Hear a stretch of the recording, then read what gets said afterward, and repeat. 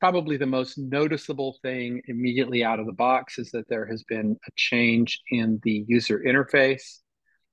You can see that uh, if you downloaded and started using 2024, that should be immediately apparent. You can see it on my screen as well as this screenshot of the view bar.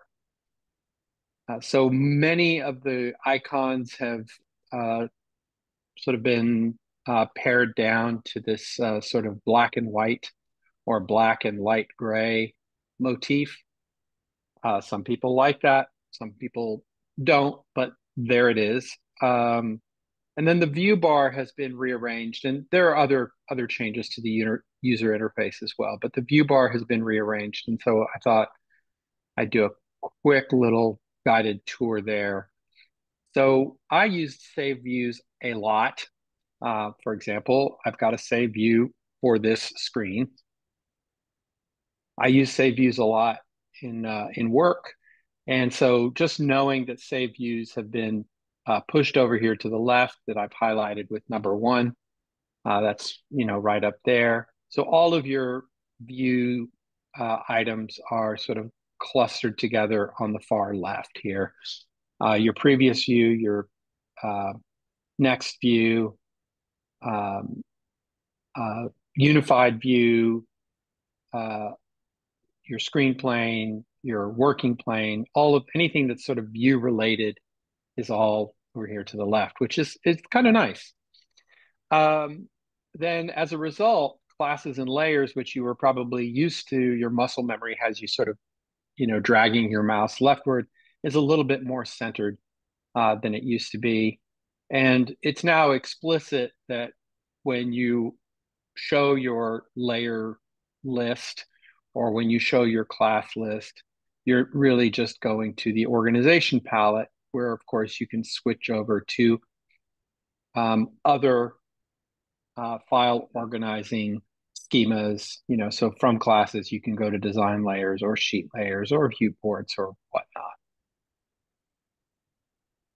Then the snaps, which prior to 2020, I want to say two, were a free floating palette, were uh, incorporated in the uh, window itself. And in 2023 and before, they were on the bottom right.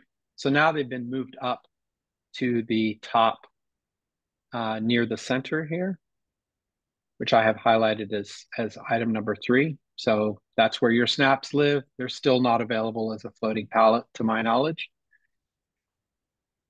And then right now we're on a sheet layer. So this little projection preferences button is grayed out because that's only applicable for 3D views.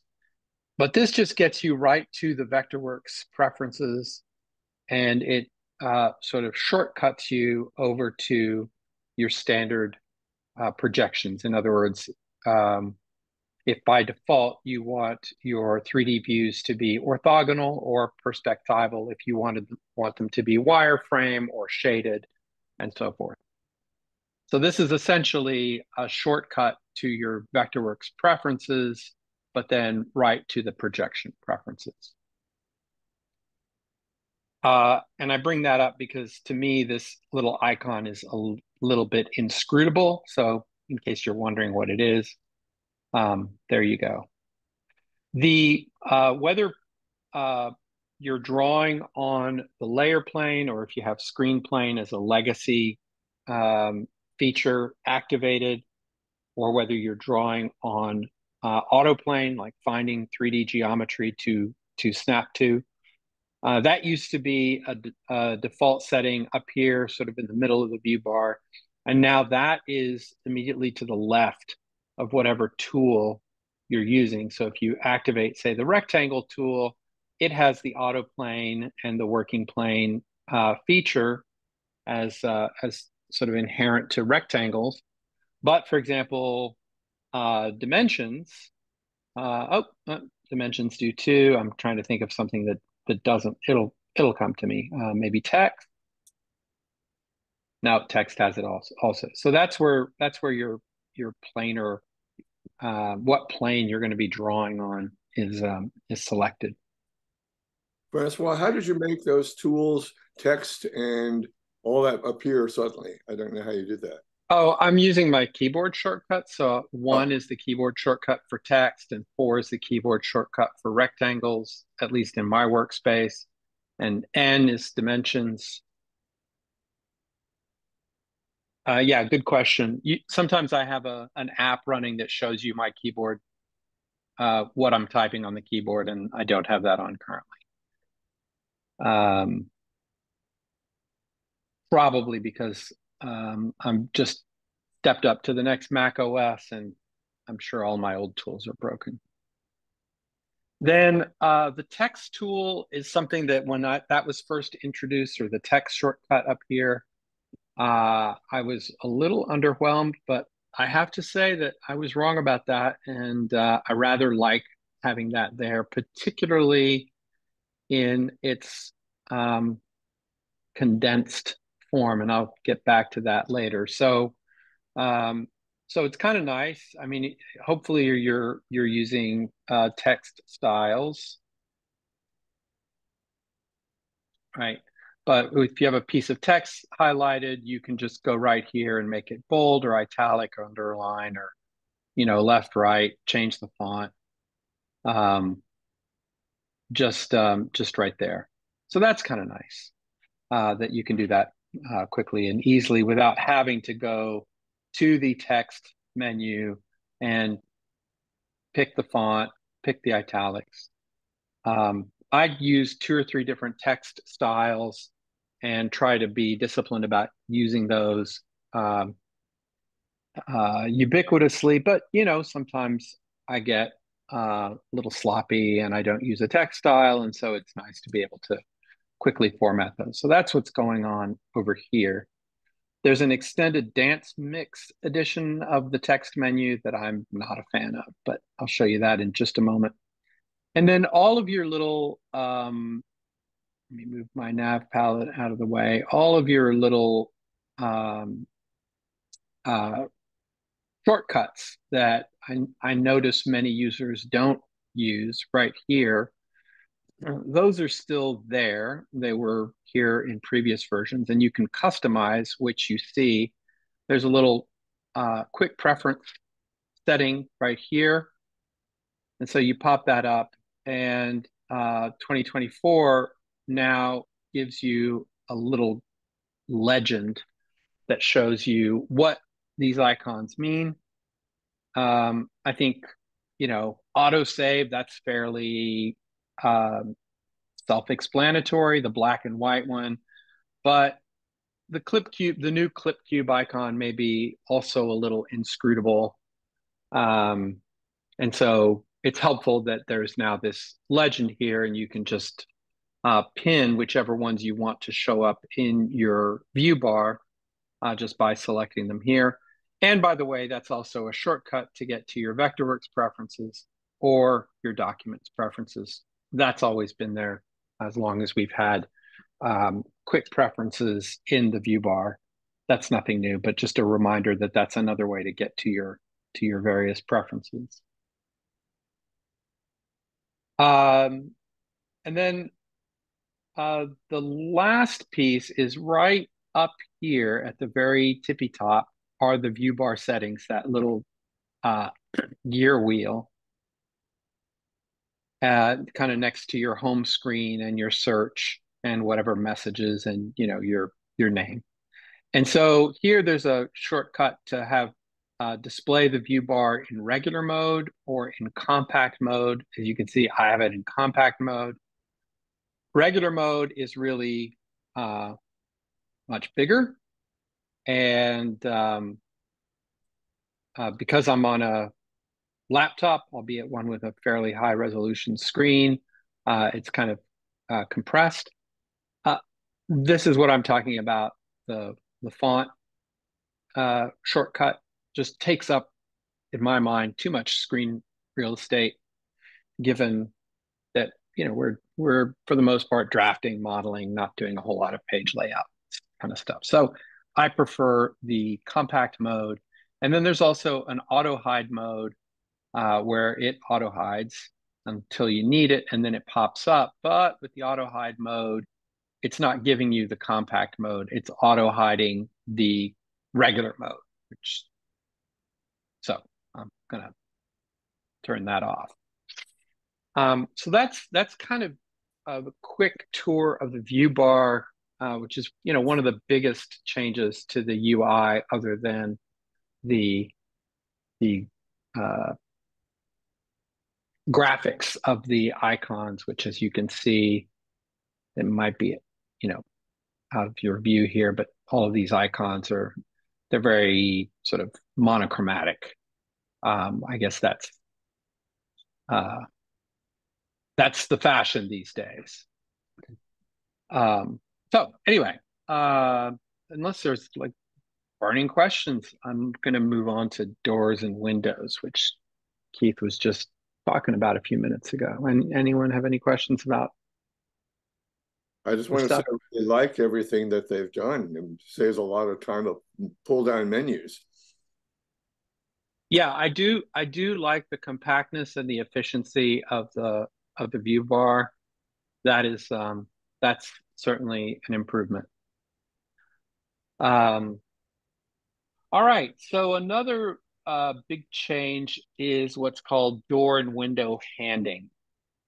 Um, and this could be a really lengthy conversation, so I'll try to be succinct if I can.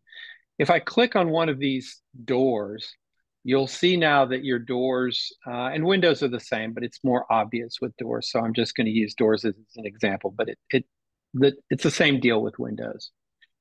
So there are two new kind of widgets that appear when you highlight a door or doors. And it's not necessarily very super clear. I mean, once you know what they are, then it makes sense. But so you've got this little arrow that points to that's sort of going into this box. And so that represents the interior face of the door or the window. Now, for windows, that tends to be fairly straightforward since most windows are in the building envelope. It's, you probably know what the inside and what the outside of the building are, hopefully. Um, with internal doors, that might be a little bit more subjective. Um, but that's always been sort of an issue in door scheduling for, as long as architects have scheduled doors, what is the interior and what is the exterior?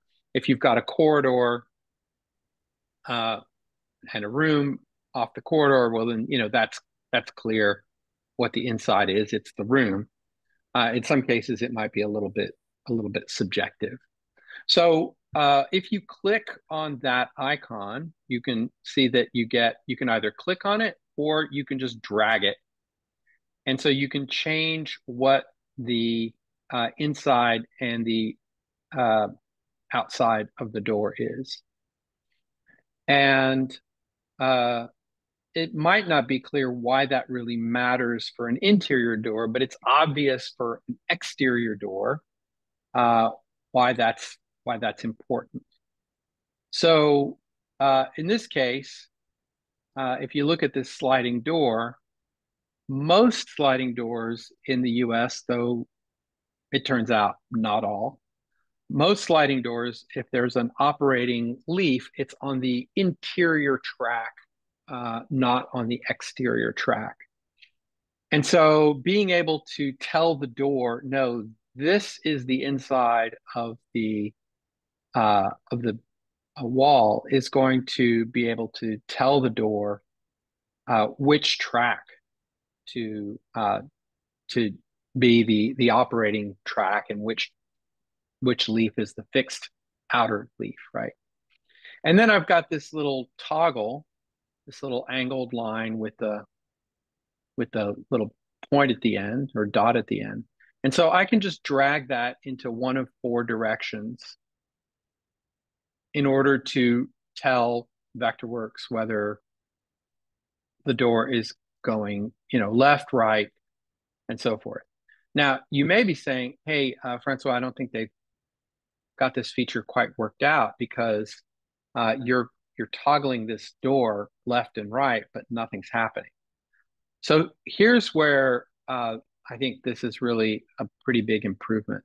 Um, so for sliding doors, there is the convention that we describe sliding doors um, with O's and X's. An O being representation of the fixed leaf, of course, and an X being the operating leaf, which really confused me when I first started out years and years ago because, O for operator, but no. Um, so the convention in the US is that the O and the X or the X and the O are with respect to viewing the unit from the outside. But that's not always the case everywhere in the world or even necessarily for every manufacturer. So so you can see that as I'm toggling this door to be left or right-handed, right? So that is governing the handing of the door. It's not changing, and that's because I have defined this door as an OX. In other words, viewed from the outside, the left leaf O is fixed and the right leaf X is operating. And you may have noticed in Vectorworks 2023 and 2022 and Vectorworks 9 and MiniCAD 6 and all the way back, whenever you would do this flip command for the door in the wall, it would flip the door, right? And that still works, right? But what it's doing now is this changing this sliding door. It's flipping it from one operating track to the other. But in 2024, this slider operation, whether you call it out as an OX or an XO or an XX or whatever, that is going to govern the direction of the leaf and not the flip button, because it was quite common um, in previous versions of Vectorworks that you would have the operation that you wanted to see, right, in the sliding operation. So if that's, for example, a column in your door schedule, but because somewhere along the line you had flipped the door, the actual orientation and the handedness of the door, whether it was a left hand or a right hand operator, in the drawing or in the model or in the elevation was not what the schedule was showing. And so they fixed that. And in fact, if you were paying attention, you'll notice that at some point I flipped it to get it to look this way. And Vectorworks on its own changed the sliding operation from an OX to an XO. So this looks really innocent, but when you think about all of the different permutations of door orientations and door types, overhead doors, sliding doors, swing doors, barn doors, and so forth, I got to say, I'm not a coder, but it seems to me that an awful lot of effort has been put into cleaning up doors so that their handedness and their orientation in the wall is is correct. So I mean, I guess we could go through every different permutation, but the thing to know is that um, this is this determines whether it's an in-swing or an out-swing door, depending on how you want to define in and out. And then this tells you whether it's a left hand or a right hand, depending on the conventions of your uh, region in the world or door manufacturer or whatever. So you can see here it's calling out the hinge side is left, and if I flip the door this way, it calls out the hinge side as right. So if it's something that shows up in the object info palette, chances are you can include that in your door schedule. And so now you can your schedules in terms of handedness and orientation, and your model are going to be in much closer alignment. You're not going to have these situations where the model says one thing, but the schedule shows something different simply because you did the flip command. And then, this also matters. For example, here I've got a trimless return on this express exterior plastered insulation, right? But on the inside, I have trim. So, if you've got different trim conditions on one side of a door or window than the other, not just flipping it willy-nilly and actually being able to tell the door what the inside is going to make your trim, if it isn't symmetrical, be much happier. So that's what's going on with doors and windows. So, question. Um, I have a question, Francois. So, yeah, let's tons and tons of downloaded doors and windows from various manufacturers. Are those symbols going to be, will these new conventions work with the existing symbols? Or how's it? In other words, let's say I have an exterior Marvin door, a sliding door, and when I bring that into the drawing, will it automatically bring up these widgets and they know which side is which? yeah. Most manufacturers don't. I don't know about most. Many manufacturers don't have Vectorworks native door and window styles that you can download from their websites. Um, so I can't speak to those. I would imagine, and I'm sure Keith can confirm this or at least let us know later, that any of the Vectorworks content that is shipping, all of this has been updated. So if you look at your Vectorworks libraries, and let's go to symbols, yeah, we're good. And let's go to um, building, door styles. I would imagine that the Weather Shield, Pella, Marvin, Geldwin, et cetera, all of these doors here that are from manufacturers that ship with Vectorworks have been, if they're sliding doors, have been updated so that those symbols are, or those styles are correct with respect to what's inside and what's outside. And you can also, create a style so that, for example, you just have um, uh, a left-handed door swing, for example, as a style of door, and then you can't flip it. So if all you ever want to use is OXs because all of your clients are right-handed and they want to be able to operate that right leaf as they approach the door from the exterior or whatever your jam is, then you can sort of build in that OX sliding operation as something that is not editable by the user. But to circle back to your question, Bill, I'm pretty sure that anything that Vectorworks is going to ship with 2024, these doors are going to be correct for 2024. Thank you. Francois? Yeah. I'm a little confused about this new toggle tool, what it's giving us that isn't in the object info palette to begin with, and how to use it advantageously.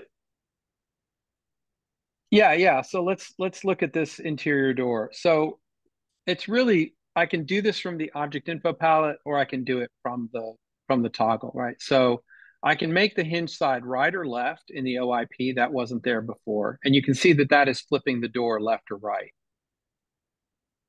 Right? Or I can do this graphically and just switch the toggle that way, and you can see that it has now changed the hinge side to left or to right.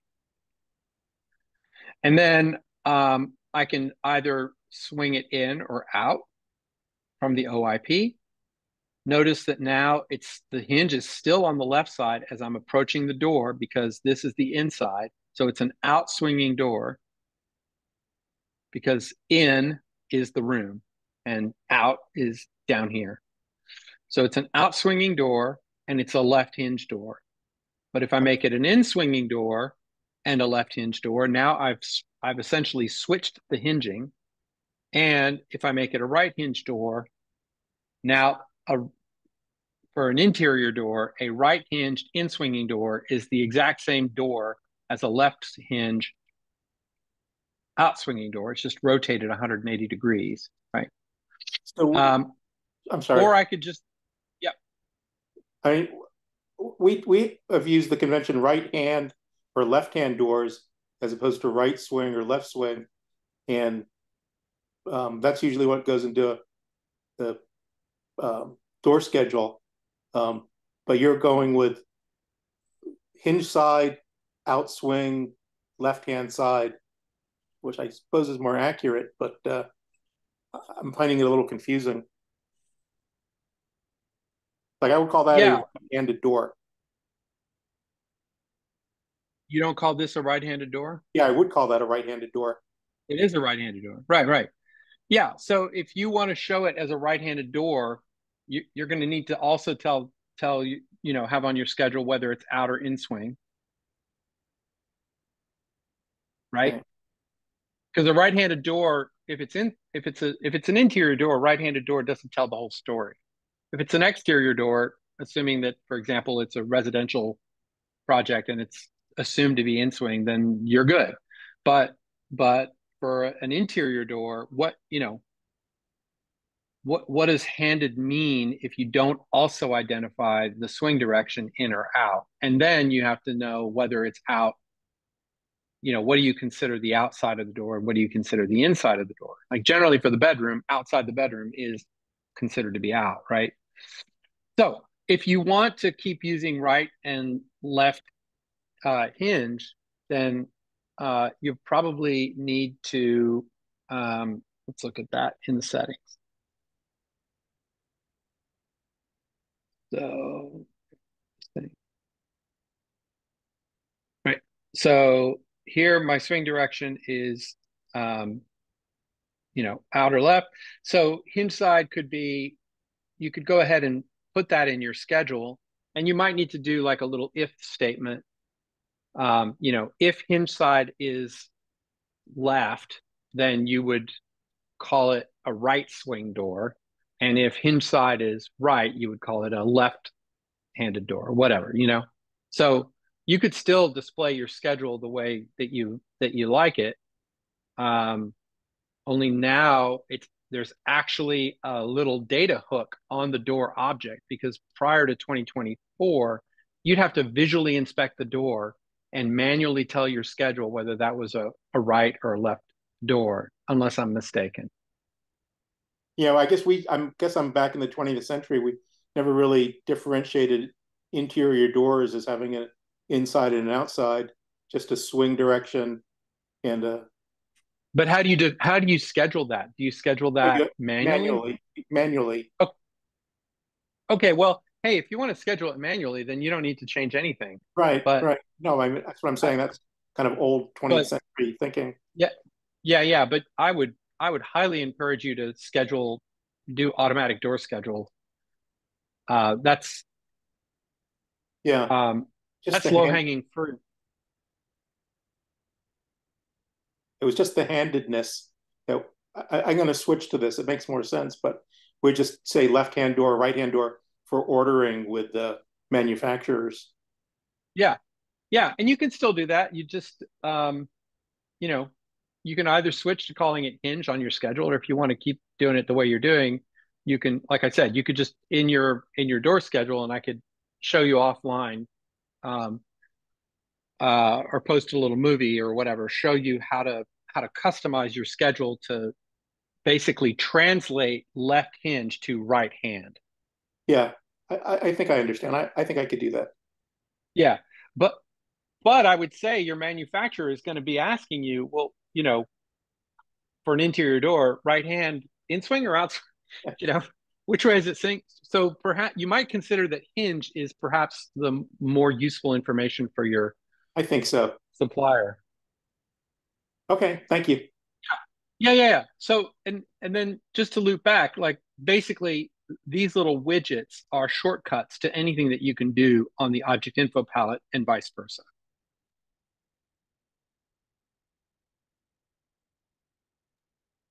Just a little comment on the in and out on the windows. I use a lot of interior windows, so Yeah, yeah, that that's right. And then if you've got different trim, like I've done like interior bathrooms with an interior window on a stairwell to get some borrowed light, right? And so the trim on the inside might be some kind of tile return, and the trim on the outside might be, trim. And so, yeah, being able to differentiate which side you consider to be out and in, and having the trim respond appropriately, you know, that matters for your schedule and your details and so forth. Good That's point, Steve. question here. Can you select multiple doors and then adjust the toggle for one, and it'll change all of them? Not sure about that. Let's find out. I mean, you can do it from the OIP. Right, right. So let's go ahead and let's go with yeah. Sorry, class and type. That ought to do it for this layer. So here we go. We got 3 sliding doors. They're all the same style. So you can see when I've got multiples selected, yep, I can toggle this one and only that one toggles, right? But I can make them all OXs from the object info palette, and they should all be OXs. So the toggles are on a door-by-door basis, but the object info palette will do all in one fell swoop. Right. Well, it didn't all change. Yeah, what's going on with this bad boy? So that's an OX. That's an OX. It's an OX. But it's displaying as an XO. What happened?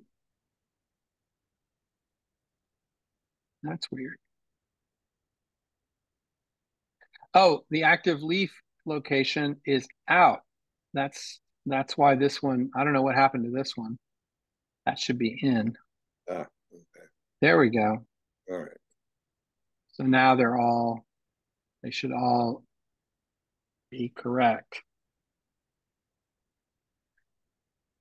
No, this one's still, that's in. That's an OX, but well, that's weird. Wonder what's going on with that. Did you by any chance, when you put that inserted that door, did you do a reflecting tool of just saying put this over there and figure out what that tool is? Yeah, but that shouldn't it should be behaving. I will also say, in all fairness, that these are uh, these are salvage doors, both literally and figuratively, or in reality, and in Vectorworks. and in Vectorworks. This is a repeat client on a different project who has salvaged some doors from an old project that I designed years ago and is putting them in the new project. And so I just grabbed the old doors from, like 2011. So there could be something a little funny going on with these particular doors. This one should be showing up as an OX, just like this one. Because unless I'm missing something on on just sort of brief inspection, everything else is the same. It's active leaf is inside, the interior is the right side of the wall. So flipping here should change the sliding operation from XO to OX. It shouldn't just let me, yeah. That's just, I don't know what's going on with that one. Francois? Yeah. Yeah, this is Don here. So on the walls, it looks like one line on corners extends beyond the stud. Is that just a bug, or do you see like the door the swing door that you were looking at next to the powder room? Oh, over here. Yeah. See how all of the corners have a. Yeah. No, that's unrelated. I've got basically this is just a huge opening in the door to create this alcove, or a huge opening in this wall to create this alcove. Oh, okay. And so it's a door in wall, and I so see. it is giving me a line for the overall width of the wall. So even though the jip and the baseboard are turned off, this line is finding I see. the overall width of the wall. So Because I saw um, on all of the corners, or all of the corners that I could see. And yeah, a lot of the corners I've got these little okay, door openings, all and right, thanks. that's what's going on there. Yeah, Okay, yeah, that's a graphic compromise that I made, that I was just going to have these little artifacts so that I could not have to break the wall and create a little header and do all that stuff. So yeah, sorry for distracting you, Don. I don't know what's going on with this door, um, but I'm just going to chalk it up to its being a 12 or 13-year-old Vectorworks store that got forward migrated, and um, I'm going to move on. All right, let me talk about cabinets, because that's a really major improvement. So I don't have one in this file, but uh, let's look at what's going on here. So the first thing you may notice is that these are shaker style cabinets. So if you've been using the custom cabinet tool in Vectorworks 2023 and before, all of your cabinets were slabs. Now, the old base cabinet tool did allow you to have um, shaker style um, doors and drawers and whatnot, but the more modern cabinet tool, where the whole run of cabinetry was divided up, did not. So let's look at a cabinet real quick. Let's look at the cabinet settings. So first of all, the dialog box has been updated to sort of follow the same format as door and window styles, among many others, where there's a column on the left with different categories. These used to be sort of tabs across the top. And then, I mean, tabs across the top is fine if you only have like 4 or 5 categories, but when you start to have, 8 or 9 sections, it's no longer workable. And then you get this nice little preview, top and bottom, and you can choose what that preview is like. So in general, I can have a base cabinet, a wall cabinet, or a tall cabinet. These aren't 3 separate tools. It's just one tool, and you can configure it to be one or the other. You can set an overall width and height and depth, right? If it's a wall cabinet, you can give it an elevation, either, bottom of cabinet, top of cabinet. And for the box, you can configure it in any number of ways. You've got a lot of different configurations, and we'd be here all day if we looked at every permutation of the cabinet. So this is kind of a bit of an overview. You can also choose whether it's a frameless overlay or an inset or a framed overlay, a beaded inset, so forth. And then your face can be either custom, in which case you can divvy it up with this kind of diagram area below. Or if it's pretty straightforward, you can do a door, a pull-out drawers, and 1 through 5 drawers. So in this case, I've made it a custom. And the way I did that, let me go ahead and just delete these. I have to have at least one. So I added a drawer, right? And I defined it as either one of these things. So in this case, it's a drawer, but I could make it a double drawer, a false front, left, right, blah, blah, blah. So let's go with drawer. And I'm just going to leave it alone for a minute and add a new thing. And so that's just an opening. So instead of an opening, I could make that, say, a double drawer, in which case it's going to be side by side. This was not a configuration you could have before. I've seen that in some kitchen sinks where there's a side by side low pull out for trash and recycling, for example. But in this case, I'll just go ahead and make that another drawer.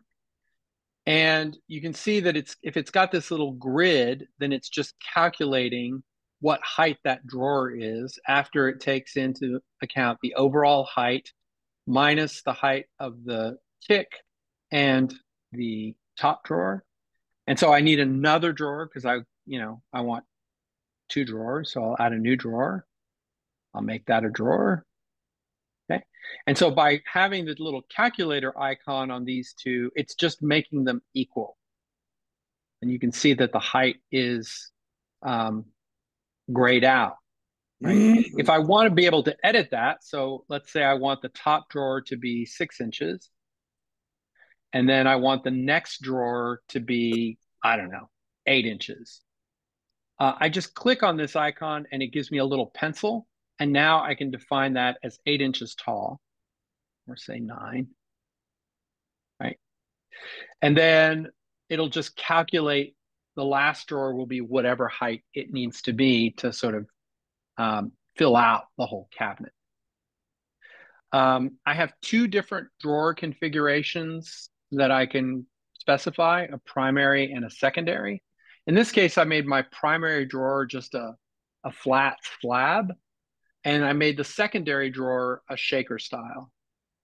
So I'll just highlight this one and make that a secondary as well. And then I can define the handle reference, whether it's centered in the middle or the top. So for this top drawer, I'll just go ahead and center it in the middle. That looks a little odd, but for the sake of argument, let's say that's what I want to do. And there you go. There's my cabinet. And then for the box, I can specify the box thickness, whether it's 3/4 inch or 1/2 inch, the shelf thickness, the base height, whether the base is going to be applied to the front, or maybe if it's an end cabinet, I want that kick to also be applied to the right, right? Or if it's a front to back cabinet, so if it's a cabinet under a countertop and I've got knee space underneath, maybe I want a kick on the back. Any number of possibilities. Also, face frame reveals. Again, I can go ahead and define all of these if I really want to get into the weeds on this. Likewise, for the door type, so now I'm down to doors and drawers. For drawers, this is where I'm going to define my primary drawer. So these are all the parameters for my primary drawers. It's going to be a slab. And the secondary drawer, I'm just going to use the settings from the door. So all doors are going to be shakers, and then all secondary drawers are also going to be shakers. So if I go to the door, I can set the shaker frame as the style, and I can go with, say, a 2.5 inch style and rail. And now the drawer is also changing because it's being defined as dependent on the door. So nowadays, I think skinnier rails are more fashionable. So we're going with that. The panel type can be raised or beaded or flat or, on and on and on. And then for finishes, for the cabinet, I can have a different finish for the exterior, the interior, left, right. I can assign classes to all of these different objects. So each of these different finished components can have a specified class, or if I prefer, I can go ahead and use, instead of a class, I can use material. So I got to figure out how to do that.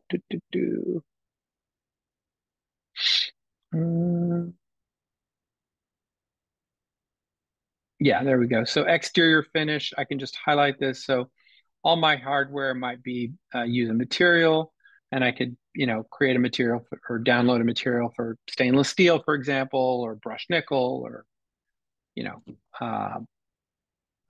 matte, brass, whatever whatever the cool kids are putting in their kitchens these days. So, okay, Yeah, could you go back for a second to where you just were? So each of the cabinet box frames, etc., it shows the pull down menu for cabinet class. Could you pull down one of those menus so I can see what it looks like? sure. That's just the classes that Oh, are oh, in oh, my file. class selection. These Okay. are just my classes, Yeah, yeah, right? okay. And so I can create a new class because I've got this new tool now, and I didn't know I needed an inside cabinet finish class because I didn't used to worry about that. Right. But you might want to do that, like do some sort of, say, I don't know, a maple finish on the interior for your glass cabinet doors, so that in your renderings you can see the interior is finished, or maybe just give it I don't know, a, a really hot green paint on the interior. The world Gold, is your oyster. Did somebody say gold? gold leaf. Yeah, that's what I put in the inside of Yeah, the wall. gold leaf. Yeah, yeah, yeah. Well, it's like when my daughter was little, her two favorite colors were purple and shiny. Yeah, so you could do shiny. Um, and then for visualization, you can have your doors open in 3D. I think that's kind of creepy. It looks like Sixth Sense. Um, but maybe that's what you want to do. You can specify the open angle. You can show the markers on doors, so you don't have to do that in your annotations anymore. Um, and likewise for your drawers, you can show doors and drawers open in top plan view. You can show your kick or inset. You can specify the class for it. On and on. Lots and lots of choices. And of course, once you've made a cabinet the way you like it, you should definitely save it as a style. So, I'll go ahead and save this as a style here and give it a name. All right, so for my upper cabinets, all of these are unstyled. I apologize. Um, you can see that for the where did I set? Uh, oh, yeah, I made these. These are wall cabinets. Actually, I made them as base cabinets, but I just moved them up. That's goofy. I think I made these when there was it doesn't matter. Um, so in this case, I made it a wall cabinet so that I could give it this little piece of trim to conceal my uh, under cabinet light and so forth. But probably um, I would have been able to do that using this dialog box that I didn't bother playing with. Are you able to control the height of the cabinet door so that you can not have that extra piece of trim? In other words, the doors are higher than the cabinet, so the lower lip of the door extends below the cabinet to conceal the lights. Yeah, I think, yeah, that's what I should have done. Let's go to the doors. Oh, and I can specify, where the heart under the hardware. I can specify the default of where the hardware is, and I've got kind of a pretty rich menu of cabinet pulls to choose from, and much to my delight and the consternation of other people in my office, uh, there's even an IKEA library because um, I'm just a sucker for that Swedish stuff. So there we go, and I can um, choose the vertical offset in this case to be just say 2 inches or 3, 4. There we go. Right.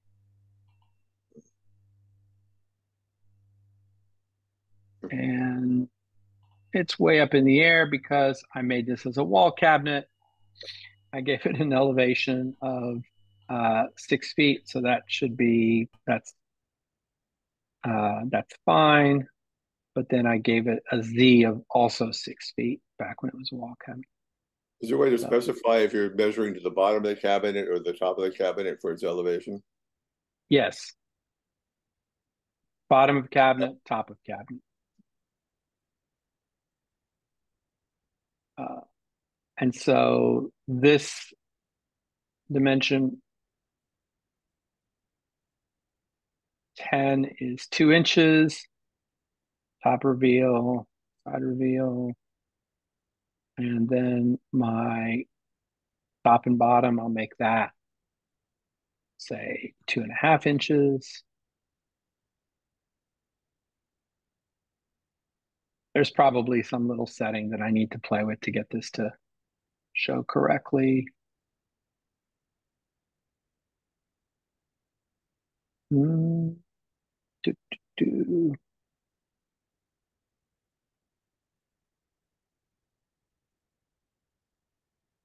Mm, mm. So all those openings you had in that tall cabinet, how did you get those to be certain sizes? Especially like the microwave or oven opening. Down here? The one you were just showing, the tall cabinet you were just showing before the screen. This cabinet. No, you showed a tall cabinet with a whole series of stiles and rails. Oh, that's just a dialog box. Oh, That's just a diagram of all of the different options that are available.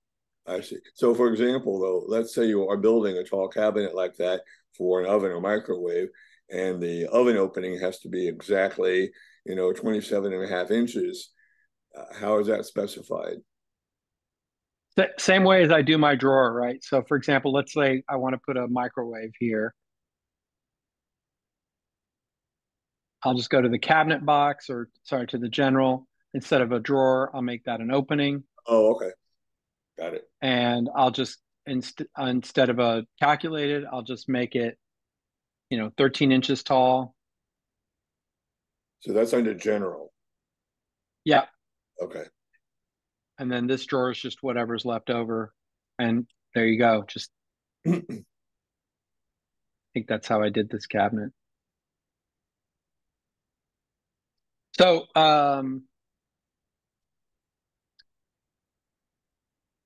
yeah, I'm reasonably confident that there's a way to get this little extension to sit down below the box.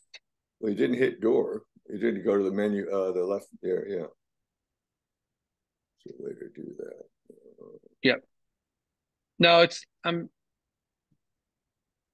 pretty sure. Is it number 10 on the bottom? Yeah, that's the reveal. But what's happening, Steve, is that the door is. I've got that, and what's happening is the door is just short of the actual. That's clearly not what we want. I'm sure the tool will let you do it. I'm just not seeing the setting for it. So maybe it's under general.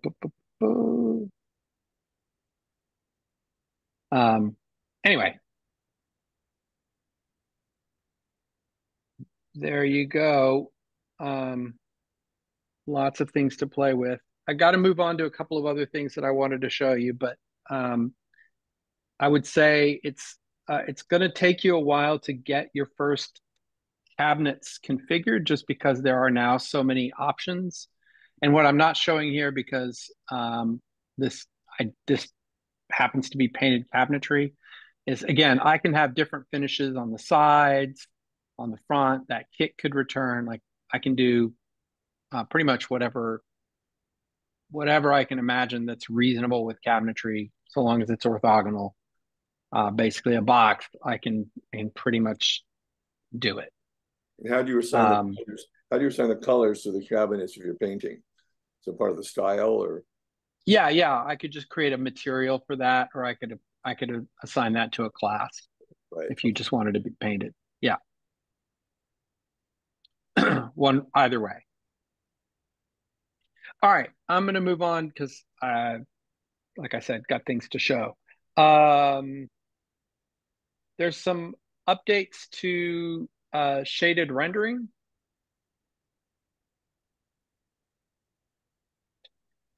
So this is kind of a shaded rendering style that is pretty much what 2024 or 2023 looked like. If I go to the shading, and this is true on design layers as well as viewports. All of this stuff that's in general was there previously, including lighting object options. But what we have now is this camera and quality, or I'm sorry, the camera features. Quality was also there. It was just in the same dialog box as general. Quality in general was one area. So now I've got these camera settings. And that's, something you can play with. I'm not going to go into do a ton of time on that. But I don't know if you can tell, but do you see how the corner of the stair here is in sharp focus? And then it's blurry on the edges.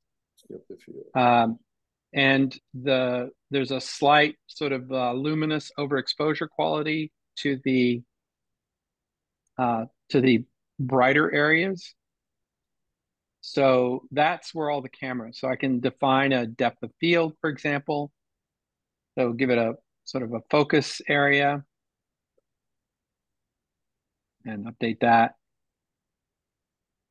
And you can see that, that corner is now sharp, but now already things are starting to get blurry as we recede farther away. So you can play with that. You can play with your exposure. So kind of a virtual film speed.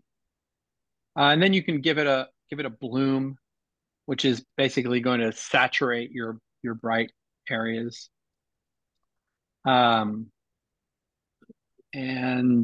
so even though this is a fairly bright looking rendering, you can see that my lighting options, the ambient light is actually relatively low. It's like just 35%. And it just looks that bright because of the bloom feature. If I turn that off and update, and it's also a function of my exposure. So if I turn that off and update, you'll see it gets considerably darker. So some new little features for shaded rendering that are kind of available now. And you could probably do similar things with the blur feature in the Renderworks settings, but obviously shading is much faster and it's persistent in real time as you're moving around your model. So just something for you to play around with. Francois, what kind of machine are you using? I'm using an M1 MacBook Pro. Cool. Hey, Jeff, how are you? Not too bad. How are you? I'm doing well. Yeah, you're probably seeing there's a little bit of artifacting here. Yeah. That's my machine. Another nice feature in 2024 is the styling of viewports. So this is kind of a persistent kind of a housekeeping thing that will set up a viewport for an interior elevation, for example, and we'll tweak the classes and layers that we like to have turned on and what the default line weight should be and so on and so forth. And then what ends up happening is other interior elevations are set up and they don't match that. So then you use the eyedropper, the eyedropper tool to clone one viewport to the next and so on and so forth. Which, it's fine. But one thing that has been added to 2024 is the ability to save viewports as styles. So you'll see in this little hidden line perspective with a sketch style, I can go ahead and save that style.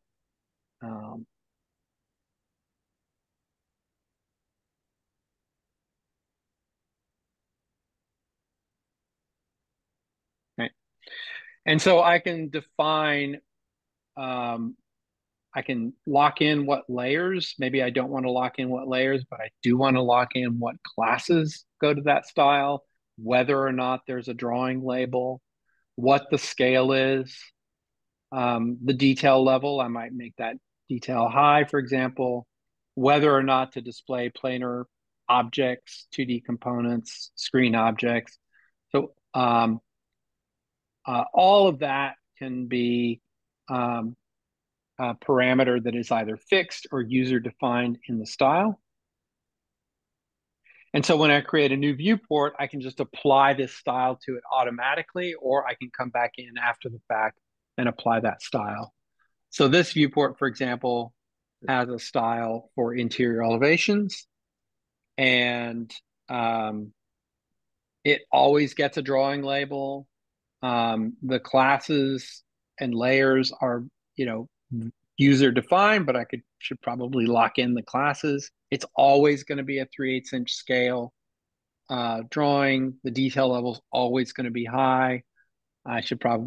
You'll never be able to turn on planar objects, and so on and so forth. So all of these parameters can be saved, and then I can just apply that style to all of my interior elevation viewports, and they'll all have consistent classes, consistent line weights for everything beyond the section plane, and so on and so forth. So that's really nice, a nice time saver, and also allows you to be consistent with your graphics across your whole drawing set. And then the last thing I wanted to talk about today was railings. So that's pretty long. I wonder what that's doing. That's funny. All right, so this is a railing from that's so funny.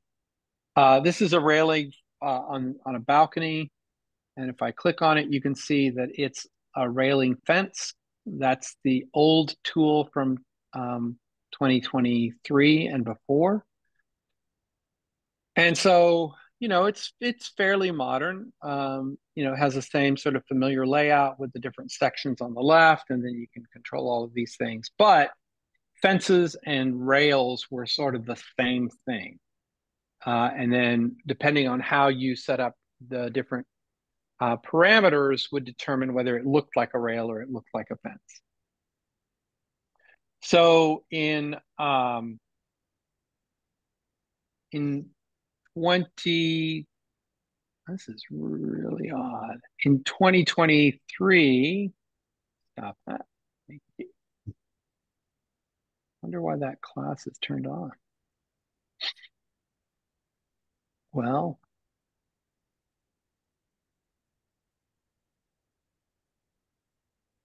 all right. So in 2024, there's now a new railing tool called railing, and then there's a separate fence tool, and they're similar, but slightly different behaviors. So with the railing tool, you can again save everything as a style. So once you've created one that you like, you can save it as a style. The handrail and the guardrail are separate. So in this case, this is a rail that is a guardrail only. All these things are grayed out because they're by style. So all of the handrail features are irrelevant. And the guardrail, everything is automatically specified. So it's always going to be 42 inches tall. The rail width is always going to be 2.5 inches, and so on and so forth. The posts are always going to be fascia posts. They're always going to be 2 inches by half an inch and so on and so forth. So I just have a little bit more control than I did in 2024. 3. Or 3, yes, thank you. I get my years mixed up. And then I can either draw it as a polyline or I can choose some edges. I'll start with the polyline. So I can go from here to here, for example.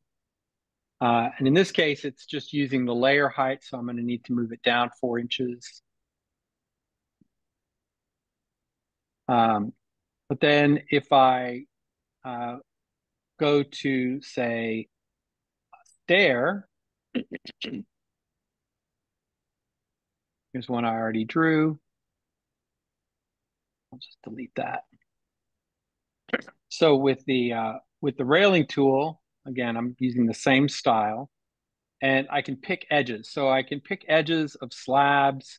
I can pick edges of stairs, a couple of other things. So I'm just going to pick the edge of that stair. You can see it's just highlighting that in red. Did a second ago. There we go. So you can see it's highlighted that whole edge of the stair in red. And I'll just hit return, and then it'll apply the railing to it. Now, sometimes it puts it on the wrong side, so I can just flip the offset. And then I can, adjust the height as I need to, if I need to. But if I want to play with where the posts are, for example,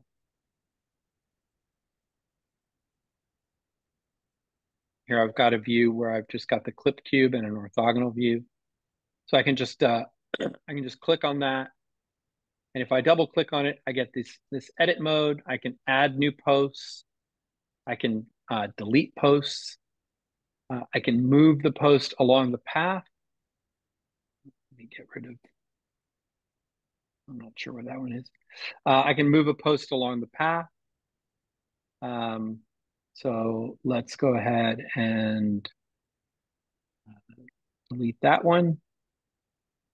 And then I can just move this one horizontally.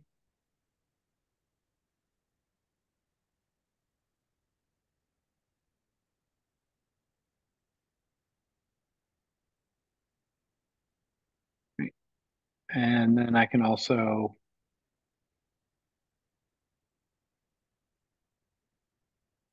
move the post vertically. So move it down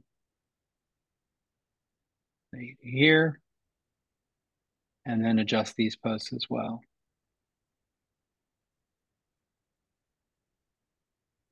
Didn't.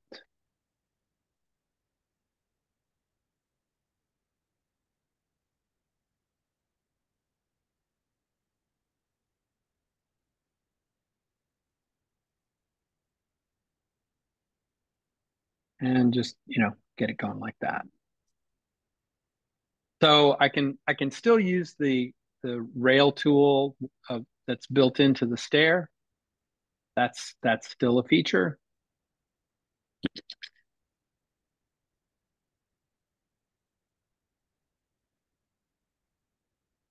But I found that sometimes the stair rails, particularly on winders or U-shaped stairs, you'll get a little bit of a warp sometimes with the handrail. So being able to, you got a little bit more control with that guardrail.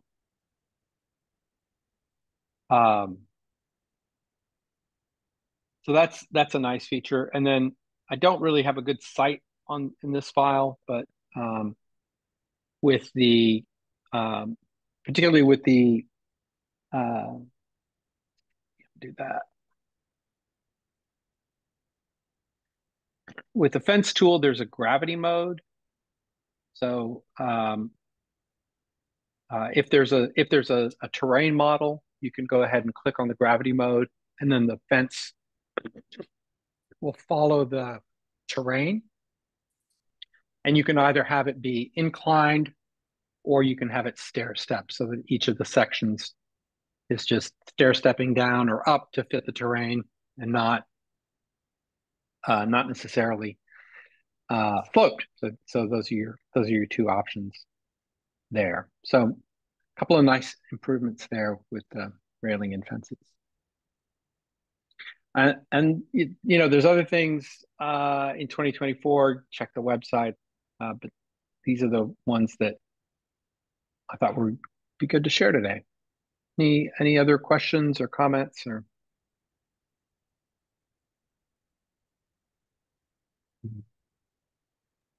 I'm assuming the Vectorworks website has like they usually do a sort of a walkthrough of the new features, like similar to what you just did, but not in such detail. But Yeah. No, there's a list of all the features you can, if you're currently using 2021, for example, there's a pull down menu where you like specify your current version and the new version, and it'll list all of the new features or feature improvements that span between the two versions. So there's that too. And yeah, of course they list all the new features, and sometimes it's just a little screenshot, and sometimes it's a short movie, but they're not necessarily super in depth. I really like that view bar. That's going to make things a lot faster.